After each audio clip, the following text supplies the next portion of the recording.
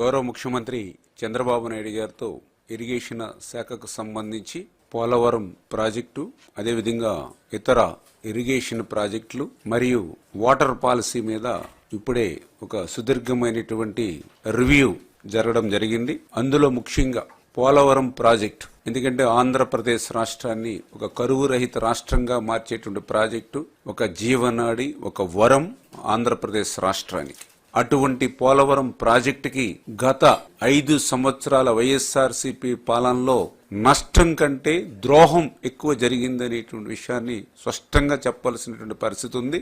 అటువంటి పరిస్థితి నుంచి మళ్ళీ ఒక యజ్ఞంలా మళ్ళీ పోలవరం ప్రాజెక్టుని పునర్నిర్మాణం చేసేటువంటి విషయంలో మరి వేళ రివ్యూలో కూడా డిస్కషన్ చేసినటువంటి పరిస్థితుల్లో ఏదైతే ఆ యొక్క పోలవరం సంబంధించి ఒక షెడ్యూల్ ప్రకటన అనేది విడుదల చేయాలి అనేటువంటి విషయం మీద కూడా సుదీర్ఘంగా చర్చించడం జరిగింది.